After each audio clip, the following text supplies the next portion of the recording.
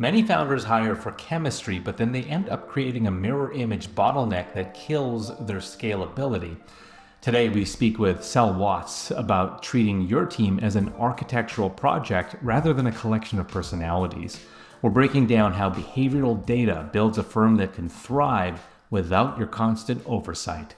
This is Freeing the Founder.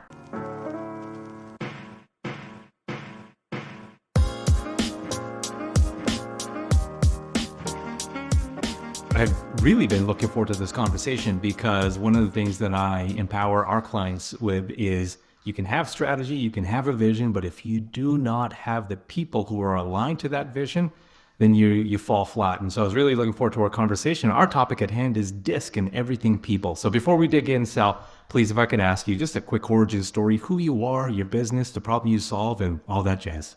Thank you so much, Randall. I feel very honored to be talking to you. So thank you for inviting me. So as you can tell, I'm not from around here. So I'm Australian, and I started my first company, What's Next, in Australia 18, actually it will be 19 years this year. Wow.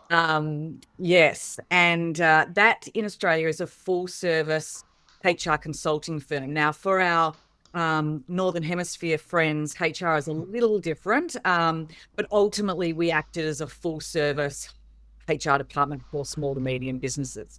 So that business runs there, and it's incredible. The team has been amazing. But 6 years ago, I decided that I wanted to chase a dream.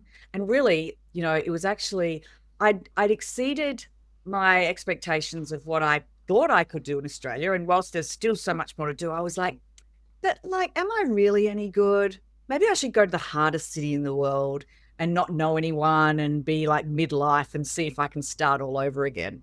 So that's what I did. I came to New York. I commuted for 2 years because I have 3 sons. So they were still in Australia, and I was flying back and forth and trying to work out how to get started in New York City. And as I said, I didn't know one person. I realized very quickly that no one here cares about what I have done in Australia. My credibility is like starting over. No one cared. And so, which was really interesting because it's sort of like, I've had this experience. I've built this business. It's like, I haven't done it here. So, you're starting over.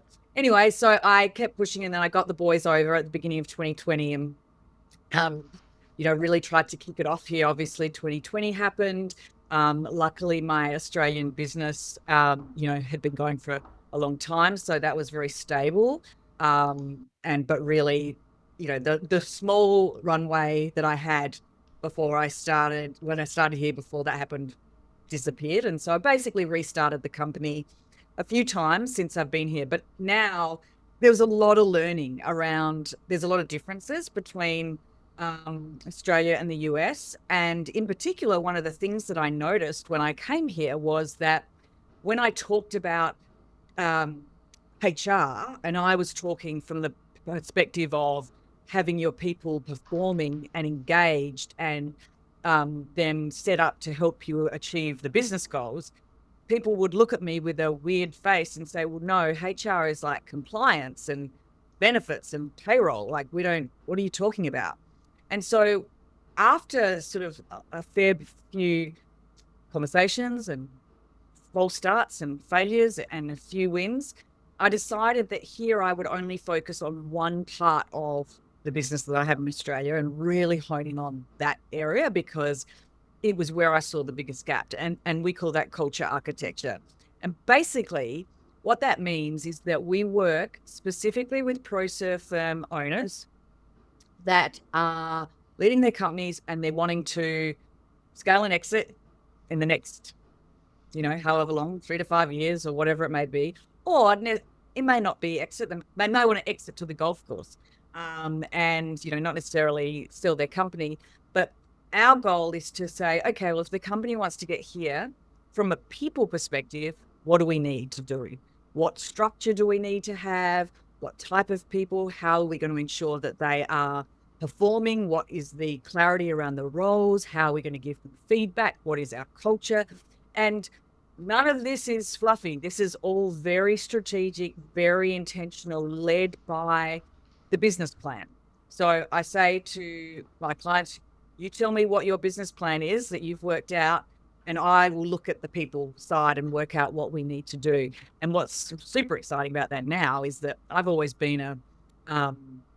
been a promoter of less people. You know, people are the hardest part of being in business, and often we throw people at the problem. And now we've got AI, that's not happening. And I'm really excited about that because the way that we're structuring businesses and teams and work is just, we've got this whole new world. So it's a very exciting space. Preach, sell, preach. I'm eating it all up and I totally agree. One quick comment, then I'll transition to a question about something that you had mentioned. In the 5 years, 4 or 5 years that I've known Sal, I've known you to be fearless, fearless, fearless, and so daring. So just kudos to you for setting your eye on the ball and going after it. I love that about you. Here's my question though, and I think you made a comment about it's not fluffy. And I'm living experience. I got to experience that from you directly because if I rewind time a couple of weeks ago, you were taking me and my partner Brian Albers through a disc analysis, through a personality assessment analysis, and I don't know if I've shared this with you. I found that incredibly insightful, incredibly accurate to a point where it was almost scary, where we got a deeper sense of what motivates us, what stresses us, and what are our tendencies. And I mean, and then you let the cat out of the bag. You have 20 plus years of doing these analyses. And so I'd love for you, Sal, just to take us back to that moment when what is DISC and what is the power of DISC and how can it help you achieve everything that you had mentioned, go from grow, scale it to an eventual exit? Yeah. So DISC, or we use extended DISC, is a behavioral profiling tool. Now, there are lots of profiling tools on the market. Myers-Briggs is one. There's Culture Index. There's heaps of them, but they all sort of have like a similar core base. But the reason 20 years ago when I was, working on starting my business, the reason I chose extended DISC as the tool that we would use is because one, it's easy to remember. And why that is important is that often a lot of companies will get a consultant in, they'll tell everyone their profile, they'll have a bit of fun, and then like no one will ever talk about it again. It's all great at the time.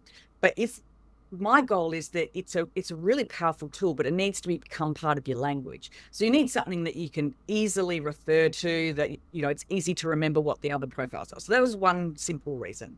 And the other was that we can use it for so many different things in the workplace. So we can look at our own individual behaviors, why we do what we do. We can look at us as a team and what's that meaning in relation to the performance of the business. We can look at two people working together. We can look at if someone suddenly starts not performing well, it can give us a lot of insight. There's just a lot of different ways that we can use the tool. So for me, working in workplaces, that was the perfect tool. And what I found interesting over the years is that, of course, you can do free online assessments of DISC and other things as well. But it is, if you don't understand how to read it and how to utilize it, there's such a lost opportunity. So, as you said, I've done thousands and thousands of interpretations and I use it every day. But where you can use these things is really, it becomes this leadership power tool. Like it's like a secret hack when you actually know how to read it and how to use it. And that's what I love. And I think you commented, I wrote a blog last year that was like, you think you know DISC, but you don't actually know DISC, because people go, oh yeah, I know DISC. And then it's like, yeah, but do you really? You might know your profile and go, oh yeah, that sounds like me, but what do you do with that? And more importantly, what do you do with other people's DISCs? So I'm coaching a founder at the moment, and she was talking about this, high level employee that reports directly to her. And she was getting so frustrated and, blah, blah, blah. And then she kept talking about her DISC, and I'm like this, and I'm like, what's his DISC? And she said, I don't know. And I'm like, that's way more important in this conversation than yours. Like, because if we want to achieve an outcome through people, we need to be able to talk to them in their language. So we need to understand them more so than ourselves. And so that was a really interesting conversation to me, because I was like, there's a huge gap here, and there's a opportunity sitting right there that could provide some answers to make that leadership relationship a lot easier.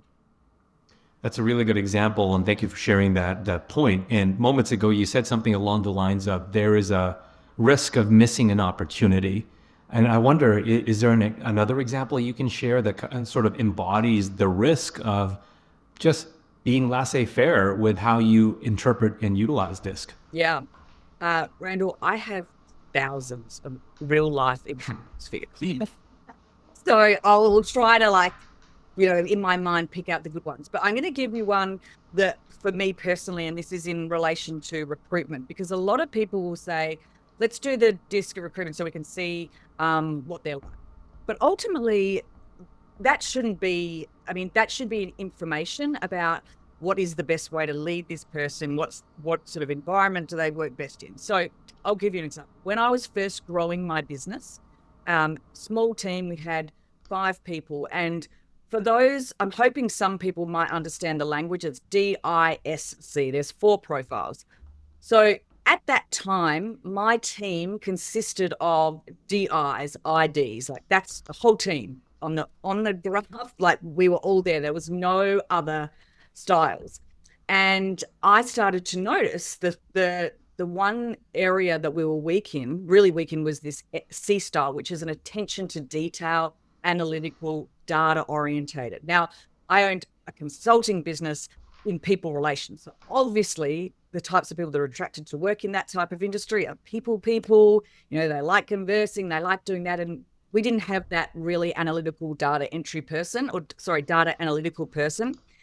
And so, but I was noticing that things were falling through the cracks. We just didn't have that way of natural thinking in our team. And I said to my team, okay, it's time. I am going to look for some C style traits in the next recruit. And they were like, oh, thank goodness, that means we won't have to, do these things and those things that, it's not their natural strength. And then they were like, oh, but then we're going to have a C style in the office. That's going to be weird. How's that going to be? And so anyway, I went out to recruit. I found an incredible person, and I said to her, your style is completely opposite to everyone else in the business. And we want that, because what can happen is someone comes in, if we hadn't had that conversation, she would have come in, gone, I don't belong here. Like, these people are not my people. She would have either tried to be like everyone else to fit in, or probably left because you're in a room with, or in a workplace with everyone that's completely different to you. But I was able to talk to her through, like in the recruitment process, talk through with her, this is the style of our team as it stands, and this is why, and what it means, and why that's the way it is for this type of business. But we need your style, which is this, and this is why. And so I was able to talk through with her about, I want you to hold strong to your profile. Like, we're bringing you in because of who you are and that you're different to us. And we are going to annoy you. So you can choose to have a desk away from us. You can set up however you like, because we will be annoying to you. But what I don't want is for you to change, or like try to be something you're not, or feel like you're not a fit here. And so this conversation meant that she knew exactly what she was coming in for. She knew exactly where the expectations around what I was looking for and what the team was like, and honest conversations about who we are as a team and our good things and bad things. She ended up staying with us for a really long time, and it was amazing. It took the business, and it was not a high level role, like it was a more junior role, but having that different perspective and that different style really elevated the business. But had DISC not come into it, one, I probably wouldn't have recruited that person, because we're attracted to what is like. So we sort of hire people that are like us, and also I wouldn't have been able to have those conversations. So there's likely to be, a mismatch when someone comes on board and the onboarding ends up not being successful and the hire doesn't work out. So that's an example of really utilizing it, one, to work out what the business needed, where the gap was, what that meant for the team's culture, how I would recruit and have those recruitment conversations, how we did the onboarding and set them up into the workplace. Such a powerful example. Thanks for sharing. And I'd like to now direct the spotlight to the founder, because that's a really good example for the individual entering or coming into an organization. And just like you said, Sal, it's so easy for us to succumb to the common pitfall of hiring mini needs or somebody who's just like ourselves. And I don't know how you feel about this, but in my experience, I've seen that many and most founders are typically D's and I's or high D's and I's, but they know eventually they get to a point where they realize that they may have to hire a C, somebody who is more detail oriented, in order to help them pull themselves out of the founder bottleneck. However, there may be a conflict. And so my question that I'm leading into is, what advice do you give the founder who may be on the fence about trying to figure out, is this bad chemistry or is this just healthy friction? Yeah. Well, firstly, I would say you should look for the people that are opposite to you. All of my EAs that I've had over the years have always been opposite profile. So my assistant and I, if we put our profiles together, we're opposites. And so, you know, that I could be very annoyed. She could be annoyed.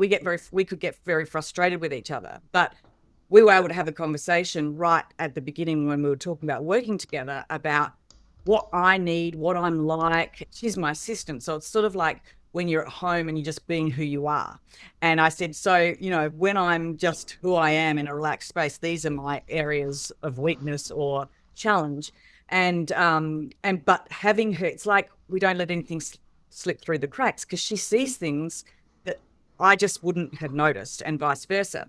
So one thing is that you don't need to create a team that is balanced between all the styles, because certain industries will attract certain styles. So you find that if you're an accounting firm, you're predominantly going to have C styles in your organization.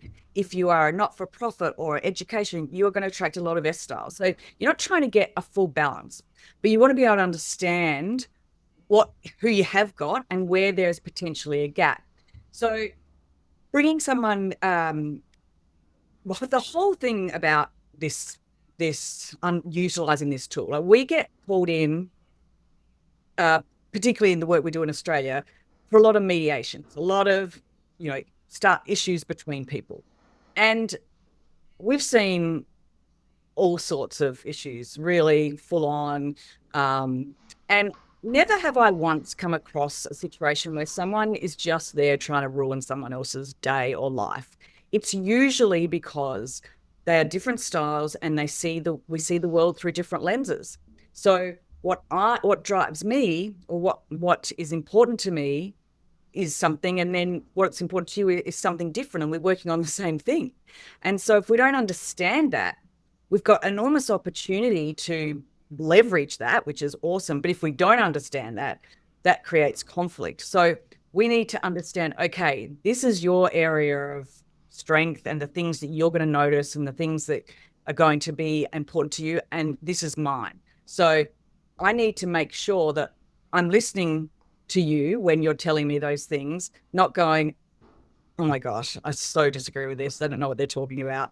I seek out that style that's opposite to me. And whilst the interaction can be frustrating because of the style, the way they think and what they come up with is so important to me, because I just don't see it that way.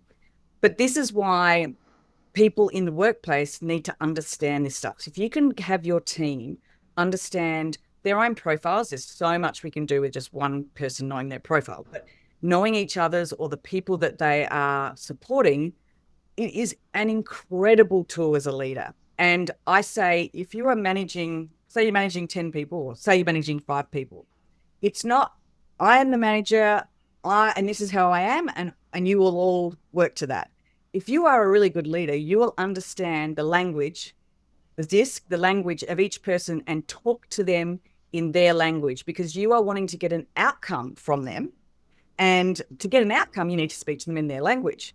So to give you a very basic example, when I had my team, when I was still back in Australia and I had early on and I had basically the whole team reporting into me, I have one-to-ones every week, which I'm a big believer in. To anyone out there, you should be having one-to-ones with your direct reports for a number of reasons. But what every week, so that I'd have a one-to-one with every direct report, same agenda, exactly the same process. In the calendar, there was an hour allocated to my I's and S's and half an hour for my D's and C's, because my I's and S's needed to interact. They needed to talk about the weekend. They needed to talk through the problem, whatever it may be. The C's and D's didn't need that. And they would, in fact, get frustrated if I approached them that way. So the meeting was the same purpose, same agenda, but the way it looked and the way it ran was completely different because it was styled to the person's style, because I'm there to get the best out of them. Such a great point. And Sal, I'm watching the time. I want to make this my final question. In my own history, I've seen the dynamic, the people dynamic in my company change every time we doubled 4 to 8, 8 to 16, so on and so forth. I did get to a point where I was challenged with one issue, and that was deciphering between personality issues versus something more dire, such as a cultural issue.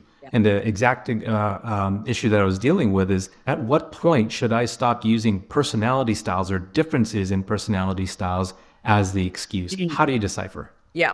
So firstly, one, it shouldn't be ever an excuse. If it's ever like, well, they're that style, that's it. It's got to be like, well, they're that style. So now I understand why we're butting heads, but not, oh, well, they're that style. That's the problem. The other thing is that just a language note, these are called behavioral profiling. So personality profiling is more like what your psychiatrist might do. So just for the language, but most people call it personality profiling. So one is, if you are in any position sort of using it as an excuse, that's a problem. But I look at it like this. Regardless of what style you are, you have been raised in a certain way. You have the certain values, or you have developed yourself a certain way. So it doesn't, like, there's the nature and nurture type thing. And so, it doesn't matter what profile you are, you can still be a terrible person, and vice versa. So I remember one of my team, I was watching them do a DISC profile, and they were a D style, which for those who don't know, it's very dominant, direct, think that they know, like, don't need to get much input. And they were giving a DISC interpretation, and they said, so the D styles are the ones that make decisions. And I said, well, thanks, D style. But no, actually, every style makes decisions. They just make them in different ways, depending on their style. So a D style, for example, will make a decision without needing, like, they're driven by outcomes. So they don't necessarily need to have done any research. They don't need the data. They don't need to get everyone's input. They can, like, make a big decision really quickly. A C style needs data. They're driven by accuracy. So they want to make sure that if they're making decisions, the right one. So they need time, they need data, they need analytics, etc. I styles are driven by how it's going to feel for people. So they're going to make a decision based on, you know what, this is going to be great for everyone, or they're going to be able to sense that. And the S styles are driven by quality. So they're going, I need to make a decision, and it has to be top notch. So I need time, I need, all these things. Everyone's making a decision, but there are certain times when any one of those decisions is better suited to that situation. And that's the same as any style. So in relation to someone who's not suited, I think that anytime you're thinking, oh, it's their profile, then you're probably making excuses. About that. And my whole business culture architecture, I'm like, how do we create high performing teams? And if you can't give them clarity and know how to lead them, then, and it's not working, they're probably just not right. And the quicker we make the decision, the better. Amen to everything you said, Sal. Thank you so much for cramming 24 and a half minutes, 20 plus years of wisdom and experience into 24 minutes of conversation. Wow. You are a queen among women. Thank you so much for your time. And I think our viewers and listeners are going to get tremendous value. Well, I could talk to you about it for weeks. There is so much, and I've got so many funny stories as well. But yeah, I would say really look into it more. It's such an invaluable, incredible tool when you know how to use it.